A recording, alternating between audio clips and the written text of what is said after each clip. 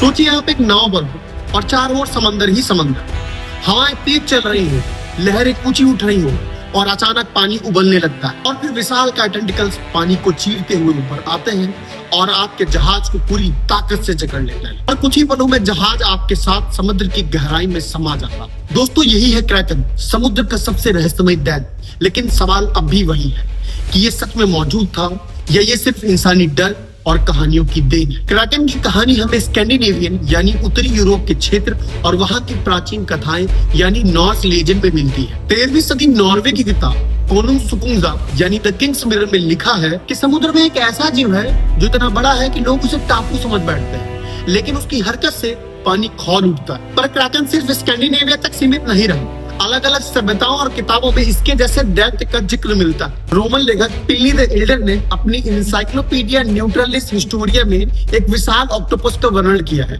जिसके टेंटिकल्स इतने बड़े थे कि वो एक जहाज तक तोड़ सकते थे। 16वीं सदी में स्वीडन के ओलस मैग्नस ने the history of the northern paper लिखी। इसमें उन्होंने नक्शों और चित्रों में कुछ ऐसे मॉन्स्टर बनाए जो हूबहू क्रैकन जैसे दिखते हैं। इन तस्वीरों ने पूरे यूरोप में डर और फैसिनेशन फैलाया। 18वीं सदी में नॉर्वे के एरिक पोंटोपेडियन ने the natural history of Norway में क्रैकन को एक पहाड़ जितना विशाल जीव बताया है और उन्होंने इसे डॉक्यूमेंटेड फैक्ट की तरह लिखा है। प्राचीन ग्रीक दार्शनिक एरिस्टोटल ने हिस्टोरिया एनिमिलिया में कहा था कि ओशियन में क्रिएचर की डाइवर्सिटी इतनी है कि इंसान कभी भी उसे पूरी तरीके से समझ नहीं पाएगा। ये लाइन आज भी डीप सी मिस्ट्रीज के साथ परफेक्टली फिट होती है। मेडाइवल यूरोप की बेस्टियरीज में भी सी मॉन्स्टर को डिवाइन और टेरिफाइंग बीइंग के तौर पे दिखाया गया। अरब यात्री अल मसूदी और इब्न बतूता ने भी अपनी यात्राओं के दौरान ऐसे समुद्री जीवों का जिक्र किया। यानी रोम से लेके अरेबिया तक, स्कैंडिनेविया से लेके जापान तक, हर संस्कृति के लोग ओशन की गहराई में एक चीज महसूस करते रहे, एक ऐसा दैत्य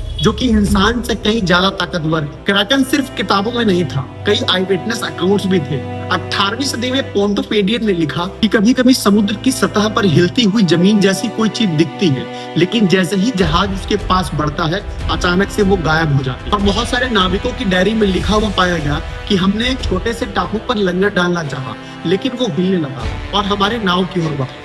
हमारे जहाज टेंटिकल में फंस गए और टूटकर समंदर में समा गए। लोगों का कहना था क्रैकन उन्हें निगल गया।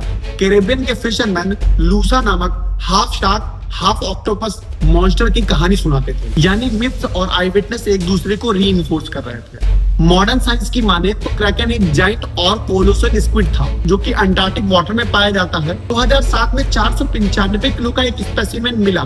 साइंटिस्ट का मानना है कि ओशन में इससे बड़े स्पेसिमेन्स हो सकते हैं। 2004 में पहली बार डीप सी कैमरे ने जाइंट स्क्विड की लाइव फुटेज कैद की। इसके पहले नाविक सिर्फ समुद्र के किनारे बहकर आए हुए मरे हुए स्पेसिमेन्स देखते थे। सवाल यही है, क्या नाविकों ने इन्हें एग्जैजरेटेड रूप में क्रैकन समझ लिया या ओशन की गहराई में इससे बड़े क्रिएचर छुपे हैं? हमारे ग्रह के महासागरों का 80% अब भी अनएक्सप्लोर्ड है। वहाँ का अंधेरा, दबाव और ठंडी इतनी एक्सट्रीम है कि वहाँ इंसानी टेक्नोलॉजी नहीं पहुंच पाती। 1997 में नोवा ने ब्लूम नामक एक ultra low frequency sound record किया। कुछ साइंटिस्टों का कहना है कि ये आवाज एक बड़े विशाल जीव की। इसके अलावा कॉन्स्पिरेंसी थ्योरी ये कहती है कि नासा ने सबसे पहले ओशन एक्सप्लोरेशन शुरू किया था। अचानक से उन्होंने स्पेस एक्सप्लोरेशन पर ध्यान देना शुरू किया। कुछ लोग का कहना है शायद उन्होंने ओशन में कुछ ऐसा देखा जो कि आम पब्लिक को दिखाना सेफ नहीं था। क्रैकन आज भी इमेजिनेशन और पॉप कल्चर में जिंदा है। क्लैश ऑफ द टाइटन्स में आइकॉनिक लाइन है, Release the Kraken. तो आखिर क्रैकन क्या था? सिर्फ इमेजिनेशन या जाइंट स्क्विड की एक एग्जैजरेटेड कहानी, या ओशन की अनएक्सप्लोर्ड गहराई में आज भी कोई एंशिएंट सी मॉन्स्टर छुपा हुआ? तो दोस्तों, क्रैकन मिथ था या सच में ओशन का कोई रहस्यमय दैत्य? हर साल नई सी क्रिएचर्स खोजी जाती है। शायद एक दिन साइंस ये राज खोल दे कि वाकई में क्रैकन क्या था। अब सवाल आपसे, आपको क्या लगता है कि क्रैकन जैसे जीव आज भी ओशन में मौजूद है?